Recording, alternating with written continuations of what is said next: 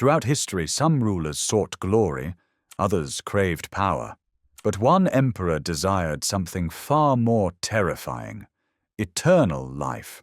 While alchemists toiled and priests prayed, this ruler took a darker path, one soaked in blood and madness.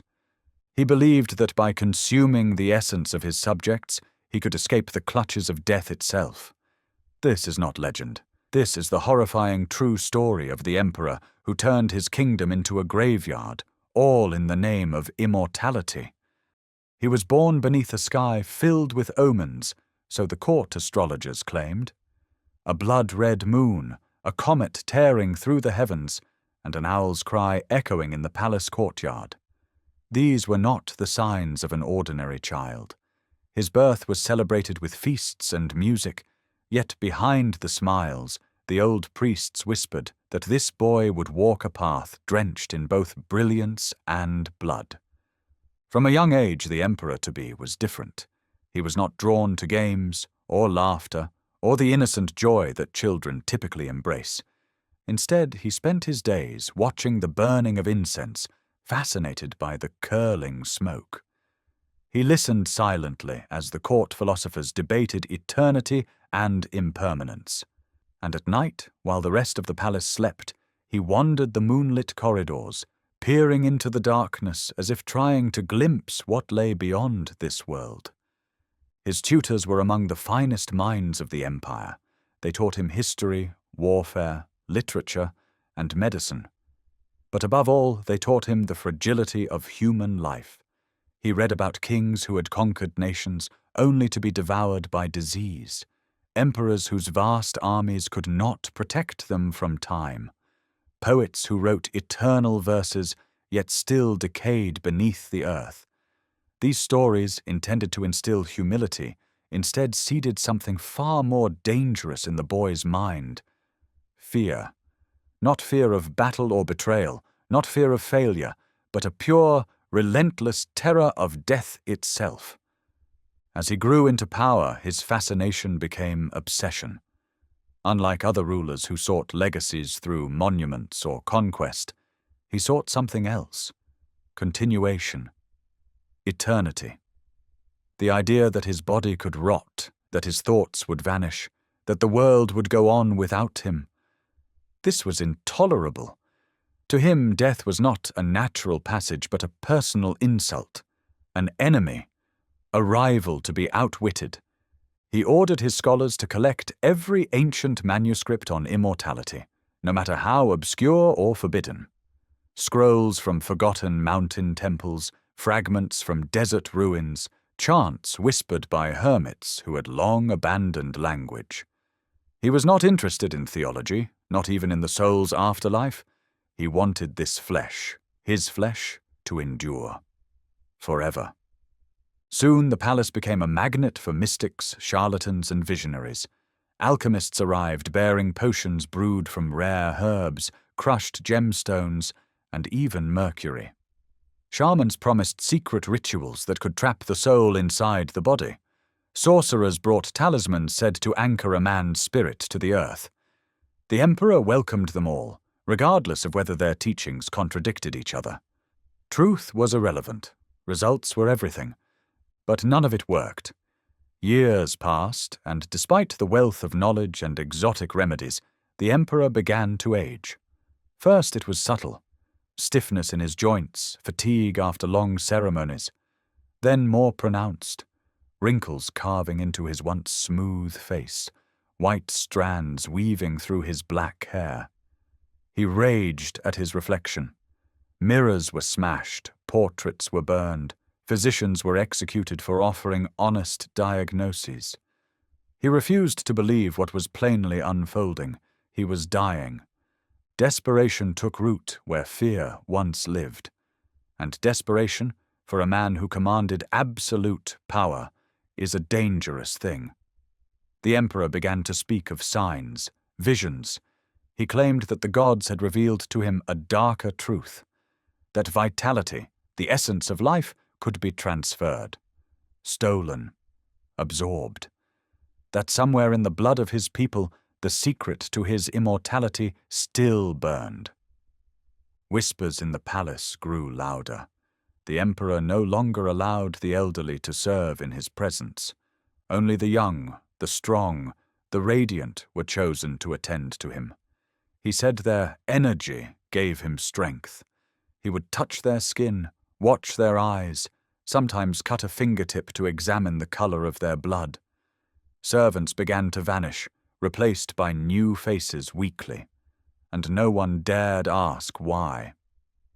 All the while the emperor held court with increasing detachment.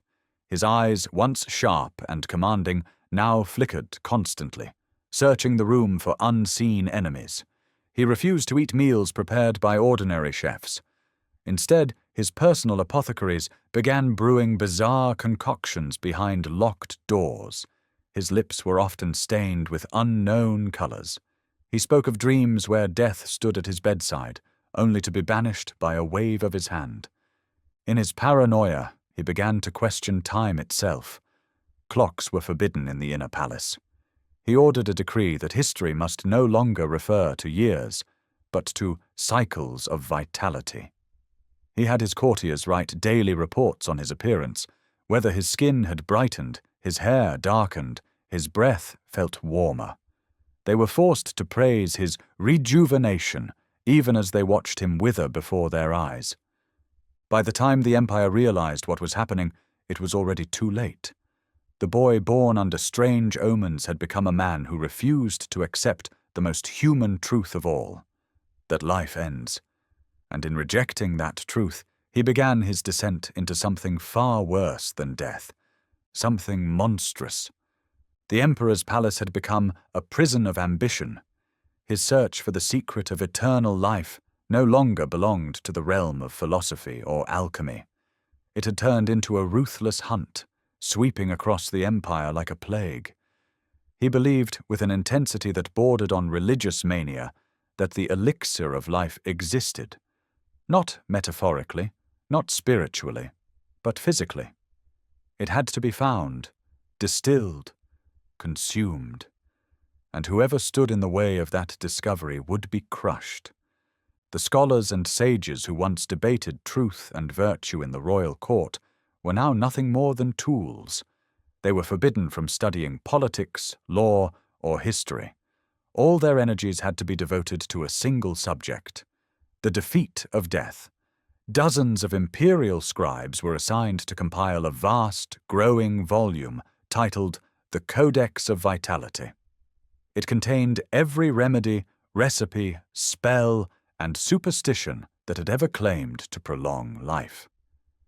And it grew by the day, scroll after scroll, inked with desperation, stained with the sweat and fear of those who knew what failure meant in the emperor's court. The emperor himself became obsessed with ancient legends. He summoned explorers to the throne room and demanded tales of foreign lands, fabled valleys where people lived for centuries, mountaintop monasteries where monks glowed with youthful skin, jungles where flowers bloomed that could stop the breath of time. These stories, though often nothing more than myths, filled him with hope. He dispatched expeditions to every corner of his domain and beyond, commanding them to return only when they had found something, anything, that defied decay. Caravans loaded with strange herbs, rare animals, glowing stones, and even unknown fungi returned to the capital. Each delivery was treated like sacred treasure.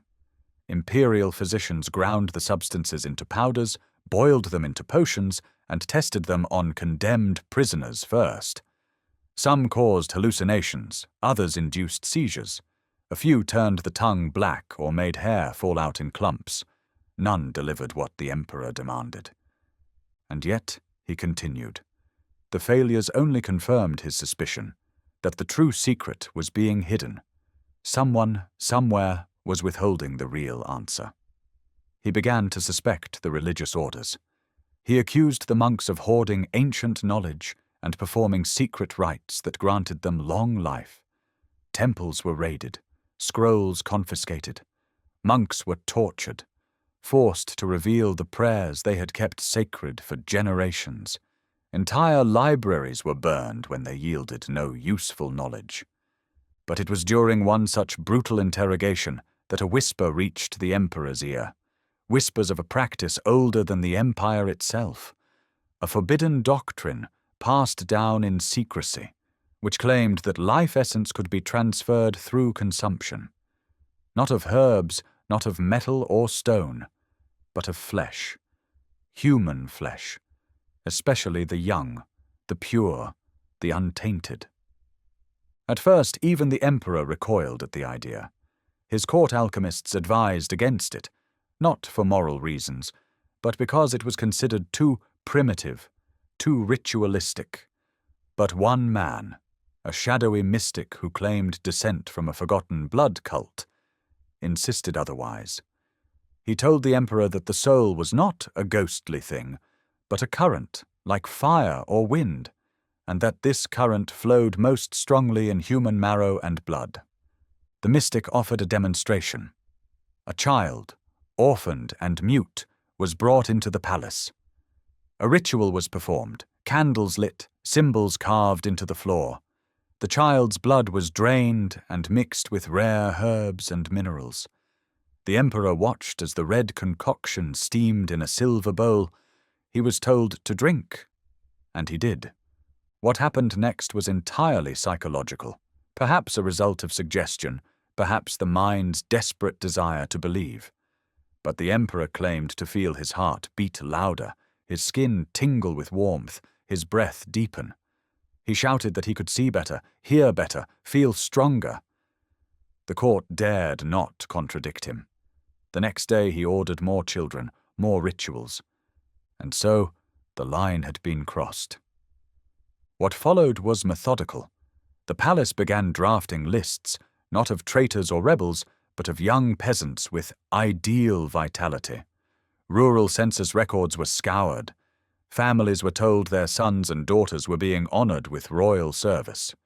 In truth, they were being selected like livestock. The emperor insisted on new classifications for his subjects. People were no longer citizens, but vessels. He wanted to know who had healthy bloodlines, who lived in clean regions, who had never been sick. The closer one was to purity, the more valuable their life became, and the more at risk they were of losing it. Not all were killed. Some were used in strange experiments, their saliva, their sweat, their hair, all analyzed in elaborate rituals. Some were bled slowly, kept alive as long as possible so their essence could be harvested repeatedly. Rumors spread of dark chambers below the palace, where screams echoed through the stone walls at night. And above, the emperor walked through marble halls, convinced he was slowing time. His court became more theatrical. He began to wear robes embroidered with skulls and serpents. He claimed he had become a vessel of the eternal flame. His meals were replaced with small ceremonial sips of thick red liquids. His personal quarters reeked of incense, iron, and decay. And as the years passed, he grew thinner, but never admitted to illness. Every groan, every tremble in his hands was blamed on transformation pain, a sacred sign of evolution. Those who questioned him disappeared, and those who remained lied. They praised his glowing skin, though it was pale and blotchy. They complimented his lively eyes, though they darted nervously like those of a hunted animal. The palace became a theater of denial, where everyone pretended that the emperor was cheating death, even as they watched him rot from the inside out. Still he believed, still he hoped, still he drank, and still people died. The transition from desperate experimentation to orchestrated ritual was subtle at first. It began with symbols drawn in chalk on the marble floors of the palace, circles within circles, ancient markings copied from crumbling scrolls taken from sacred burial sites and outlawed monasteries. The emperor believed they carried power, vibrations from a forgotten time when men and gods spoke the same language. These symbols were not merely decorative, They were gates, conduits, traps for death itself, or so he believed. He no longer relied on alchemists or court physicians. They had failed him too many times. Their herbs, minerals, and potions had offered nothing but bitter taste and delusion. In their place, the emperor turned to the darkest corners of the empire, summoning exiles, outcasts, and blood priests long considered too dangerous for civilized society. These were men and women who had been cast out of their communities for trafficking in forbidden rites. Now they were given robes, titles, and chambers in the royal palace. From these new advisors, the emperor learned the ritual of flesh. It was never called cannibalism, not officially. That word was crude, a peasant's label, unworthy of the sacred rites of vitality. Instead, the court adopted euphemisms: essence integration, the rite of continuance, consumption of the flame. They believed, or were forced to pretend, that this was not an act of brutality, but a holy process, one that transformed pain into power, suffering into strength, death into eternity. The rituals began in secret. Only the emperor and a few trusted acolytes were permitted to attend. A special chamber was constructed beneath the palace. It was circular, with walls of dark stone and no windows. Torches flickered in iron brackets, casting shadows that danced like spirits. In the center, a stone altar carved with deep channels allowed blood to flow like water. It was not merely for spectacle. Every detail of the room had meaning, based on ancient cosmologies, planetary alignments, and theories about energy flow through the human body. The victims were not chosen at random. They were selected with precision. Youth was essential. So was purity, both in body and lineage. Children of peasants who had never left their rural villages were favored. Virgins were said to carry a more potent essence. Those born under auspicious signs, according to court astrologers, were considered especially powerful. Every candidate was examined, studied, and catalogued like rare animals. They were brought to the palace under the pretense of royal honor. Their families were often paid generously or promised land. And then they vanished. The ritual began at dusk, always. Participants wore ceremonial robes dyed in deep crimson and embroidered with gold serpents, symbols of rebirth and the shedding of mortal skin. The emperor would enter last, his face painted in ash and saffron, his eyes rimmed with kohl, a crown of bone and obsidian resting on his head. He no longer looked like a man. He had become a figure out of nightmares. The victim would be bound to the altar, not violently, but carefully, as if cradled by the ritual itself. No screaming was allowed. If they struggled, they were drugged. Silence was considered essential to preserve the energy field around the body. The blood priests chanted in dead languages, their voices low and rhythmic, echoing off the stone like the heartbeat of some ancient beast. Then came the incision. It was never rushed. Every cut was precise, guided by diagrams said to show the locations of life force channels in the human body. The blood was collected in sacred vessels, mixed with rare herbs and minerals, and passed through filters of gold and bone. The heart, liver, and marrow were considered the most powerful. The emperor consumed these components in small amounts, raw or cooked over sacred flame. He believed the essence had to be absorbed quickly before it escaped into the afterlife. After each ritual, he would retreat to his chamber and lie in a salt bath infused with oils and crushed petals. He called it sealing the vitality within. His attendants were instructed never to speak during this time. If anyone so much as coughed, they were flogged or worse. The emperor claimed that during these baths he could feel his cells regenerating, that his dreams became lucid, and that the gods whispered secrets into his ears. Over time, the rituals lost any pretense of rarity or hesitation. What was once an occasional, secretive rite became a regular occurrence, monthly, then weekly. Eventually, entire sections of the palace were dedicated to what the emperor now called the cycle of continuance. Special kitchens were built to prepare the organs with exacting methods. A private garden was constructed to grow the rare herbs used in the accompanying potions. Chambers were filled with scrolls documenting each victim's age, health, family history, and the observed effects of their consumption. It became a grotesque science, driven not by curiosity, but by fear. The emperor kept journals, thousands of pages, describing his sensations after each ritual. He wrote of electric surges in his spine, of colors unseen by ordinary eyes, of memories from before his birth. He claimed that with every act of consumption, he moved closer to piercing the veil between life and death. He believed he was becoming more than human, something elemental, something divine. But the results were inconsistent. Sometimes he felt invincible. Other times he was racked with sickness. His hair thinned, his nails grew brittle, his teeth ached constantly. He lashed out at his attendants, accusing them of poisoning the essence. He ordered the executions of his own blood priests, then begged for more to replace them. The rituals grew more elaborate, more violent. Multiple victims were used at once. Infants were introduced, despite the horror of some court members, because the emperor believed their essence was pure flame.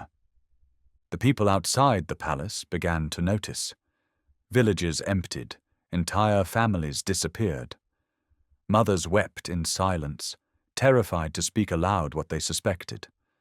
No one dared accuse the emperor directly, but a thick cloud of dread settled over the empire. The emperor called this fear proof of progress. He said the people's unease was the natural reaction to witnessing the birth of a new god. And so the rituals continued, each one darker than the last, each one pulling the emperor deeper into a realm where morality, reason, and humanity no longer existed. He had once feared death, now he feared only interruption. He believed he was winning the war against time. But those who watched from the shadows, those few brave enough to see the truth, knew the war was already lost. The empire no longer breathed as it once did. Where laughter and song had once floated over village rooftops, silence now pressed down like a heavy fog. The roads were quieter, the markets sparse. The people no longer looked each other in the eyes, for fear that someone might see their terror and report it. Entire provinces had begun to behave like prisoners of an invisible tyrant, moving carefully, speaking softly, watching the sky for signs that the palace's gaze had turned toward them. The emperor's rituals, once hidden beneath the stone floors of his palace, now cast shadows across the entire kingdom. The darkness was no longer confined to candle-lit chambers. It bled into daily life. A quiet, creeping horror that altered everything. The empire had become a kingdom of whispers and shadows, of closed doors and sudden disappearances. At first, only the capital was affected. Citizens there were already accustomed to the strange behavior of the imperial court. But as the emperor's thirst grew, his agents traveled further and further from the throne, harvesting vessels from remote villages and mountain settlements. The people, once proud of their ruler, began to dread the sight of the royal banners. Where once an imperial caravan brought celebration, it now brought dread. When riders appeared on the horizon, parents hid their children. When envoys arrived, households emptied. The very structure of society began to change. A new caste system emerged, not based on birthright, but on vitality. Those deemed too old or impure were considered safe and thus forgotten. But the young, the healthy, the strong, the beautiful, became prized, not for their talents, not for their minds, but for the energy trapped in their bodies. It was a reversal of nature. To be gifted was to be endangered. And so, young people began to sabotage themselves. They rubbed ash on their skin to appear sick. They limped, slouched, spoke with hoarse voices to seem weak. Some even mutilated themselves to escape notice. Better to be crippled than consumed.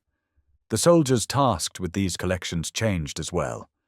Once protectors of the realm, they now behaved like hunters. Their armor no longer shone with pride, but with menace. They no longer spoke to the people they served. They read lists, checked ages, inspected faces. If a name appeared on the registry, resistance was futile. Screaming only hastened the process. Those taken were never seen again. Whole villages vanished from the map. The emperor declared these erasures necessary sacrifices in the pursuit of transcendence. He called it the sacred attrition, as if the fading of entire communities was a natural shedding of dead skin. Governors were ordered not to interfere. Those who protested were quietly replaced or executed. And still the emperor's proclamations echoed through the land, praising a new golden age. Statues were erected in his honor, portraying him not as a man, but as a god rising from a bed of flames. Inscriptions beneath these monuments read, "He who walks between life and death, and the ever-glowing flame." No one dared deface them. Even children were forced to memorize hymns that praised his immortality, reciting verses that described his breath as the wind that moves the stars. Within the palace, paranoia bloomed like a poisonous flower. The emperor trusted no one. His food tasters were rotated daily. His servants wore masks so he wouldn't become infected by their mortality. He avoided mirrors, claiming they were lies of the body. He began speaking in riddles, referring to himself in the third person, calling his flesh the vessel of the eternal will. He claimed to dream of ancient empires, older than time, whose kings drank the essence of the stars. He believed he was one of them, reborn. To support this delusion, the imperial archivists rewrote history. Records were altered. Past emperors were removed from the lineage. New genealogies were crafted to show that the current ruler had no predecessor, that he had always been and would always be. Entire libraries were sealed off, and anyone caught owning unauthorized texts was accused of heresy. Books were burned in silent ceremonies where the emperor stood and watched, his expression serene, as if witnessing a necessary cleansing. In the outer provinces, resistance stirred. A few brave voices began to speak in secret, forming underground networks of scholars, monks, and former soldiers. They circulated messages carved into wood, written in old dialects, passed hand to hand beneath the gaze of imperial spies. They called themselves the Children of the River, referencing the life that once flowed freely through the empire. But organizing a rebellion against a man who claimed to be deathless was no simple task. Many were caught before they could act, and their fates served as warnings. Public executions returned, not of criminals, but of dissenters. Their bodies were not merely killed, but displayed in grotesque fashion, drained, flayed, or partially consumed. The message was clear. The emperor was no longer a man bound by law or conscience. He had become something else entirely, something the people did not understand, but feared deeply. Back in the palace, the atmosphere was thick with incense and madness. Servants moved like ghosts, whispering only when necessary. The rituals had become louder, more frenzied. Screams echoed through the halls at night. Some claimed to see figures moving through walls, shadows bending without cause, strange lights flickering in rooms no one entered. The emperor began to speak to unseen beings. He said they were ancestors, or spirits, or gods. No one corrected him. And yet he was weakening. His skin grew pale and patchy, with lesions that never healed. His teeth began to fall out, his hair came away in handfuls. But he forbade any suggestion that he was ill. Instead, he claimed it was proof of transformation, shedding the mortal shell. He ordered artists to paint him not as he was, but as a radiant being made of light and fire. These portraits were displayed across the palace, though anyone who saw him in person knew the truth. He was dying, slowly, horribly. But no one said it aloud. Not the generals who still saluted him, not the priests who chanted before his throne, not the people who starved while watching their neighbors disappear. The silence had become absolute. And so the empire, once vibrant, prosperous, and proud, lived on as a haunted shadow of itself. A kingdom ruled not by hope or strength, but by fear and delusion. A kingdom where even time seemed to stop, as if the land itself held its breath, waiting for something to change, or for something to end. The end did not come with rebellion, nor with a grand battle. It came with stillness, a slow decay that no ritual could hide and no priest could sanctify. It came like rot in the foundation of a palace, unseen at first, then unstoppable. The emperor, once vibrant in his madness, had become a shadow of even the horror he once was.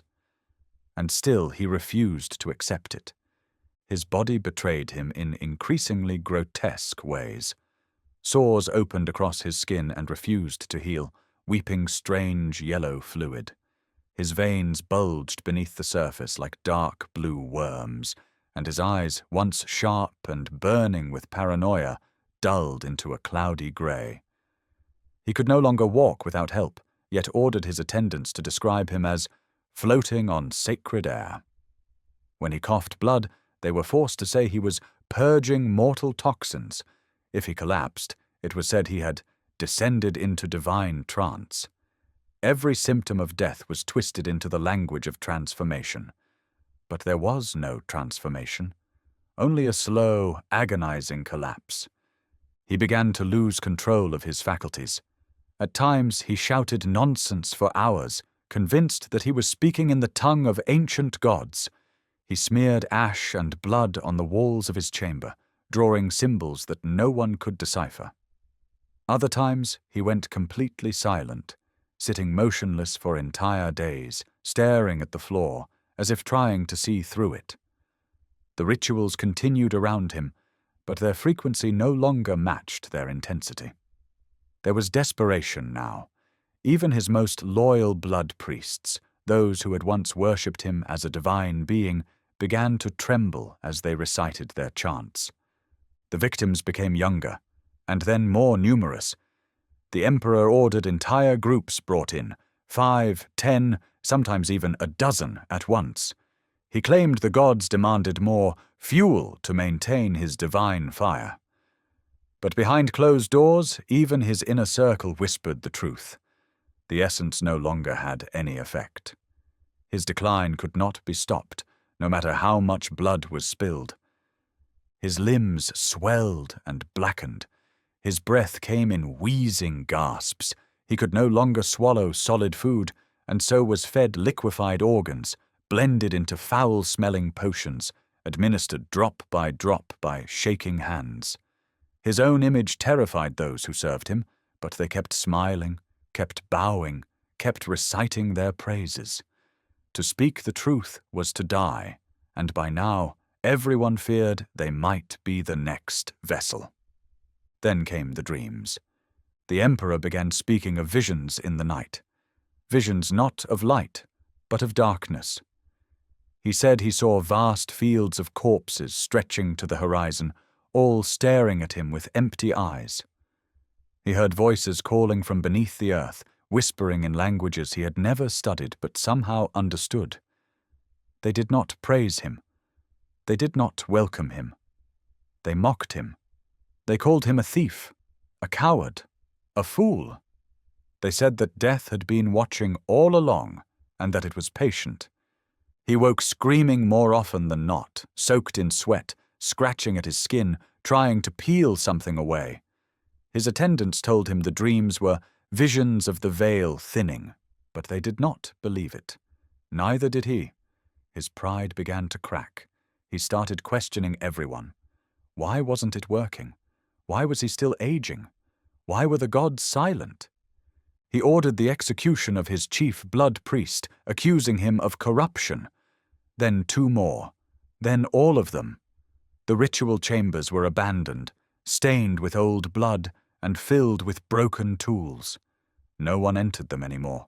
The flames in the sconces were allowed to go out.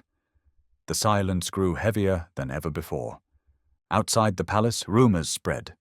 The people said the emperor had died already, and that what remained was a demon in his skin. Some said he had been taken by the gods as punishment. Others believed he had become a ghost, alive but not living, cursed to haunt the land forever.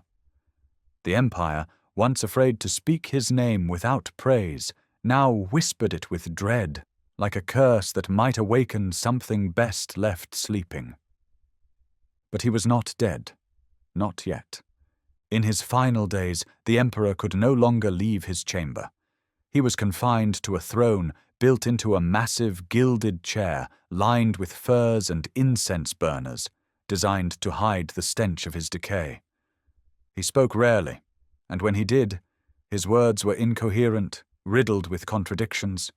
He claimed to be immortal, then begged for help. He called for his mother, who had died decades before. He said he had walked with gods in fire and returned. Then he wept like a child. And then, finally, one morning, he stopped breathing. No ceremony was held, no grand mourning. The news was not even announced. The court simply froze. No one knew what to do. He had named no successor, had left no will. He had believed he would never die, and so had prepared for nothing beyond himself. Ministers locked themselves in their quarters. Generals returned to their provinces. Servants fled the palace in the night. His body, swollen and nearly unrecognizable, was left to rot on the throne for 3 days, as the court argued in whispers behind sealed doors. Some wanted to preserve it. Others wanted to burn it. Eventually, it was decided in secret that his corpse would be entombed beneath the palace, deep where no one could find it. No name carved, no tombstone placed. Just a door, sealed and forgotten. But the empire would never forget. The lands that had once bowed to a living god now whispered stories of a cursed emperor who devoured his people and still roamed the halls of the dead, searching for another drop of stolen life. His monuments were pulled down. His name was scratched from the scrolls. His symbols were outlawed. The blood-stained chambers beneath the palace were collapsed with stone and sealed forever. But the fear remained, because deep down, everyone knew. He had not been killed by sword or rebellion.